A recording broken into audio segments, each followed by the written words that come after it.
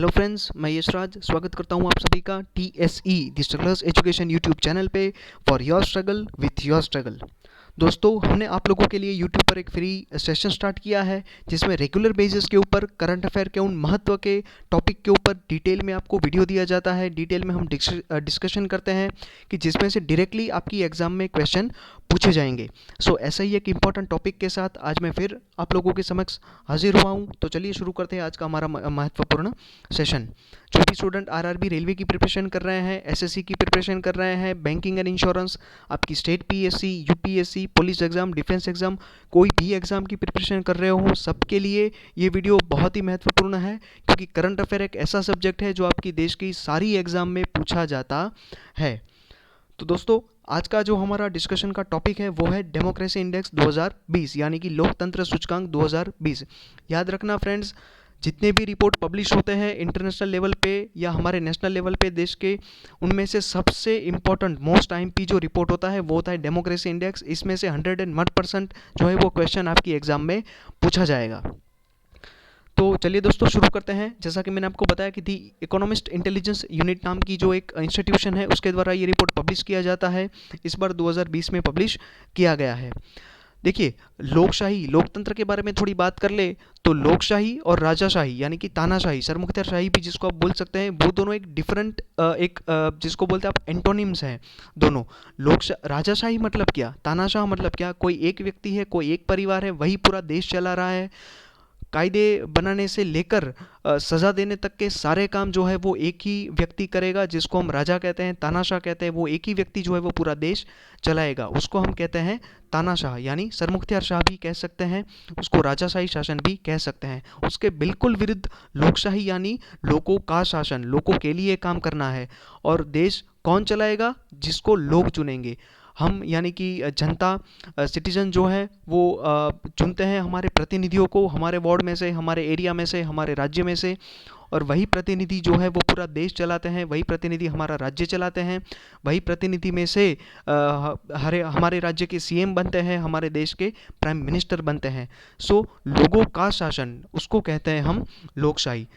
इसी लोकशाही के ऊपर जो ये आज का हमारा डिस्कशन होने वाला है उसका ये रिपोर्ट हम स्टार्ट करते हैं।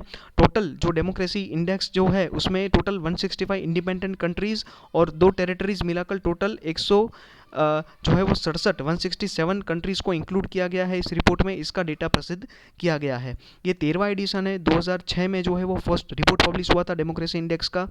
यहाँ पे हर एक कंट्रीज़ को 0 से 10 तक का स्कोर दिया गया है, और उसके हिसाब से, उसके स्कोर के हिसाब से उसको जो है वो यहाँ पे 4 कैटेगरी में रखा गया है। ये 1, 2, 3, 4। फर्स्ट है वो है फुल डेमोक्रेसी, जिसको संपूर्ण लोकशाही कहते हैं। फ्लोड यानी खामीयुक्त लोकशाहियाँ, हाइब्रिड यानी मिश्र लोकशाहियाँ, और सबसे लास्ट में अथॉरिटेरियन यानी सरमुख्तियारशाही, जिसको हम तानाशाह भी कहते हैं। ऊपर से जैसे आप नीचे जाएंगे वैसे आपके हर एक कंट्री के स्कोर में भी जो है वो डिक्रीज़ होगा। सबसे ज़्यादा जो कंट्रीज़ का स्कोर अगर 10 होगा तो उसको फुल डेमोक्रेसी में रखा जाएगा, और उसके बाद अगर सबसे नीचे 0 स्कोर होगा तो उसको तानाशाह कंट्री में यानी अथॉरिटेरियन रेजिम्स में रखा जाएगा। अभी भी हमारी दुनिया में ऐसे 57 कंट्रीज़ हैं जहाँ पे अभी तानाशाही शासन चल रहा है, वहाँ पे लोकशाही नाम का कोई भी वर्ड एग्जिस्ट नहीं करता है। और ऐसी जो पॉपुलेशन है वो 35.6% पॉपुलेशन हमारे पूरी दुनिया में, पूरे वर्ल्ड में है। टोटल 23 कंट्रीज़ है जहाँ पे फुल डेमोक्रेसी है, संपूर्ण लोकशाही है। 52 कंट्रीज़ में जो है वो खामीयुक्त लोकशाही देखने को मिलती है। इंडिया भी इनमें से एक है। हमारे इंडिया को भी फ्लॉड डेमोक्रेसीज़ में रखा गया है। इसके बाद हाइब्रिड रिजिम्स, शासन की बात करें 35 कंट्रीज़ जो है वो हाइब्रिड मोड पे है। फुल डेमोक्रेसी मतलब क्या, कि वहाँ के देश में वहाँ की जनता को जो है वो फुल पॉलिटिकल फ्रीडम मिले, सभी नागरिक को अपनी जो है वो लिबर्टी मिले, पॉलिटिकल कल्चर वहाँ का बेस्ट हो। इसके अलावा आपकी मीडिया इंडिपेंडेंट हो, आपकी जुडिशरी सिस्टम इंडिपेंडेंट हो, सभी चेक्स एंड बैलेंसेस यानी कि रूल ऑफ लॉ हो, कायदे का शासन हो वहाँ पे, और बहुत ही माइनर सी वहाँ पे जो है वो कुछ फंक्शनिंग प्रॉब्लम हो, इसके अलावा कोई भी प्रॉब्लम ना हो। ऐसी कंट्रीज़ को हम फुल डेमोक्रेसी कंट्रीज़ की लिस्ट में रखते हैं। फ्लॉड डेमोक्रेसी यानी खामीयुक्त लोकशाही की बात करें तो वहाँ पे फ्री एंड फेयर इलेक्शन तो होते हैं, लेकिन मीडिया के ऊपर जो है वो पाबंदी लगाई जाती है। इसके अलावा वहाँ पे अंडर डेवलप्ड पॉलिटिकल कल्चर होता है आपके लोअर लेवल पे। सो ये लोकशाही में जो भी खामियां होती हैं, सो ऐसे कुछ खामियों को मिलाकर ऐसी कंट्रीज़ को जो है वो फ्लॉड डेमोक्रेसीज में रखा जाता है। इसके बाद अगर हाइब्रिड रेजिम्स की बात करें तो ये आपकी फुल डेमोक्रेसी और आपके अथॉरिटेरियन यानी तानाशाह, इन दोनों के बीच का, यानी कि दोनों में 50-50% है। 50% लोकशाही भी है, 50% तानाशाही भी है। वहाँ पे गवर्नमेंट का हमेशा प्रेशर रहता है मीडिया के ऊपर, न्याय तंत्र के ऊपर। इसके अलावा रूल ऑफ लॉ, जो कायदे का शासन है, बहुत ही वीक होता है, जिसकी वजह से पब्लिक के जो अधिकार हैं, उनको जो न्याय मिलना चाहिए वो न्याय नहीं मिल पाता है।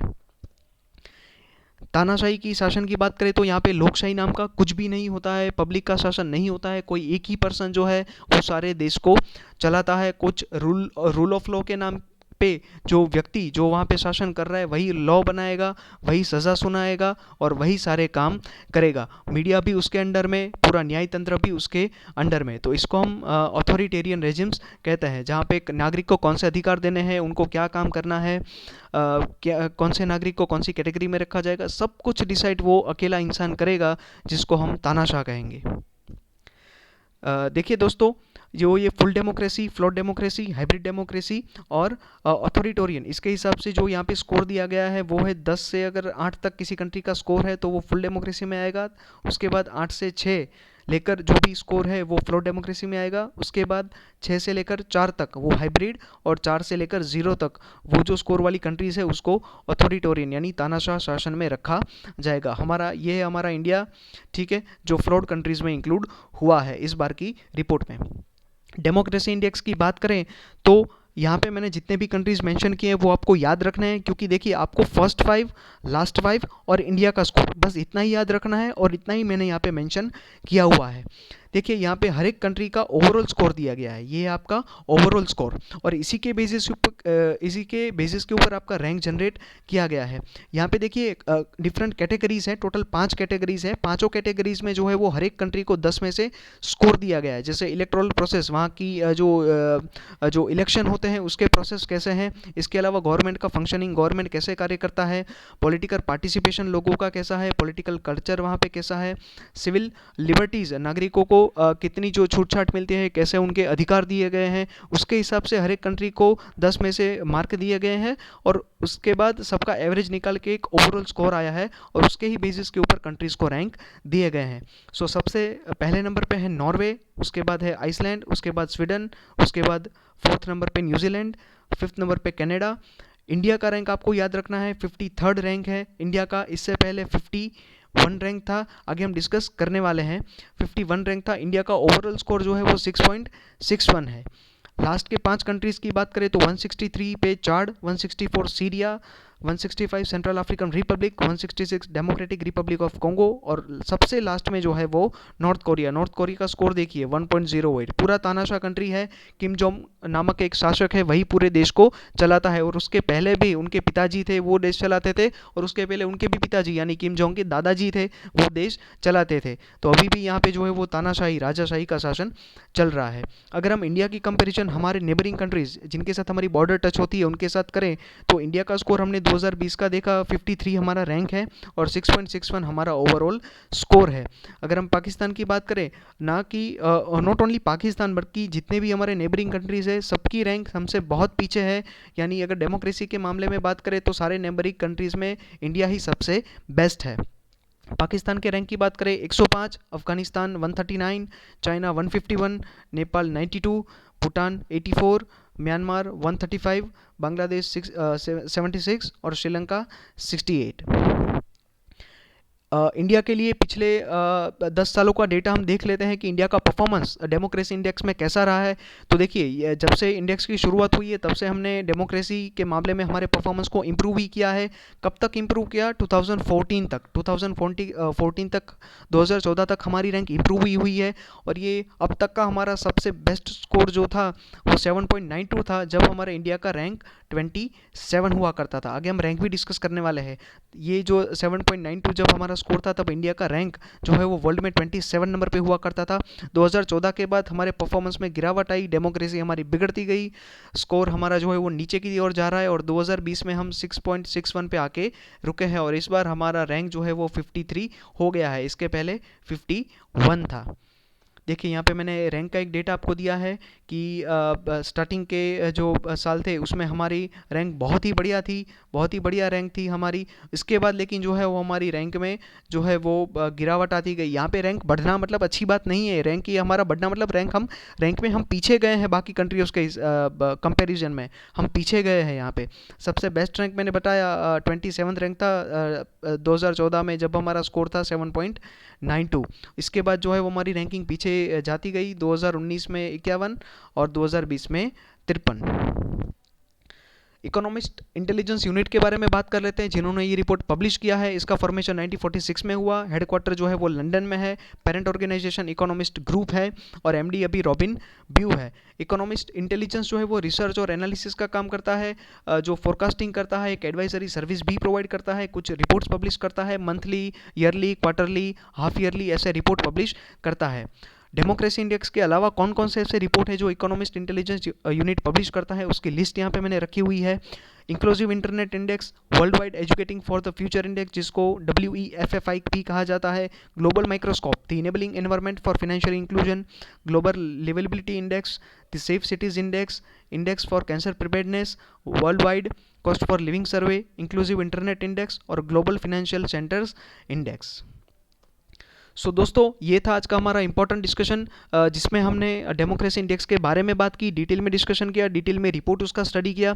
याद रखना मित्रों बहुत ही इंपॉर्टेंट रिपोर्ट है ये, आपको इसमें से जो है वो आपके आने वाली एग्जाम में 101% क्वेश्चन जो है वो पूछा जाएगा।